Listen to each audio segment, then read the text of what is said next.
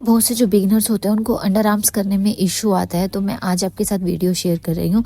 देखो, आपको हमेशा डायरेक्शन का ध्यान रखना है। डायरेक्शन बालों की किस तरफ है, हमें एप्लीकेशन वैक्स की उसी तरफ करनी है। अब आप देखोगे इसमें कुछ डायरेक्शन जो हेयर्स के वो नीचे की तरफ है और कुछ है वो ऊपर की तरफ है। तो पहले मैंने उसी अकॉर्डिंग हेयर को सेट कर दिया है, नीचे वाले हेयर्स को नीचे की तरफ किया है और पाउडर की एप्लीकेशन कर लिया। अब मैं उसी डायरेक्शन में वैक्स की एप्लीकेशन करूँगी। आप ये देखोगे अंडर आर्म्स में ये जो हेयर्स हैं ये नीचे की तरफ आ रहे हैं, तो मैंने इसी की तरह नीचे की तरफ एप्लीकेशन करी है वैक्स की। अब मैंने वैक्स की एप्लीकेशन कर ली है नीचे की तरफ। अब जो हम स्ट्रिप लगाएंगे, सबसे पहले तो स्ट्रिप आप लगाएंगे तो आप बिल्कुल आराम से लगाकर उसको आराम से पुल नहीं करेंगे, अच्छे से आपको लगाना है, थोड़ा सा रब करना है ताकि जो हेयर्स और वैक्स है वो स्ट्रिप में लग जाए। अब आपको स्ट्रिप को बहुत ही टाइट तरीके से खींचना है, लूज स्ट्रिप को नहीं खींचोगे वरना हेयर रह जाएंगे। अब आप देखोगे सिर्फ एक ही एप्लीकेशन से बार बार हमें वैक्स की ज़रूरत नहीं पड़ी लगाने की और सारे हेयर एक ही एप्लीकेशन से निकल आए हैं। तो यही आपको करना है।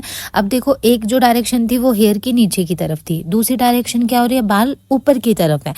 तो अब हम क्या करेंगे, वैक्स को ऊपर की तरफ ही लगाएंगे और स्ट्रिप को ऊपर की तरफ लगा के नीचे की तरफ पुल करेंगे। देखो फ्रेंड्स, सभी की जो हेयर की ग्रोथ और हेयर की जो डायरेक्शन है वो अलग अलग होती है, लेकिन आपको चेक करना है कि किस तरीके से हेयर की डायरेक्शन है और उसी का ध्यान अगर आप रख लोगे तो आपके हेयर्स अंडर आर्म्स में बिल्कुल भी नहीं छूटेंगे और सारे हेयर्स आप बहुत ईजिली और बहुत आराम से निकाल लोगे। क्योंकि बहुत बार ऐसा होता है कि एक एप्लीकेशन से हेयर्स नहीं निकलते। अब देखो, एक अंडर आर्म्स में तो इनके बाल कैसे थे कि आधे नीचे थे आधे ऊपर थे, तो इजी था।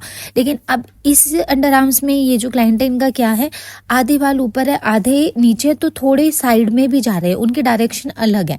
तो इसमें भी हमें ध्यान रखना है। इसमें हमें 2 से 3 बार एप्लीकेशन करनी पड़ सकती है जो बाल बच जाएंगे उनके लिए। तो ऐसा ज़रूरी नहीं है कि आपने एक बार एप्लीकेशन करी और सारे बाल तभी रिमूव हो जाएंगे।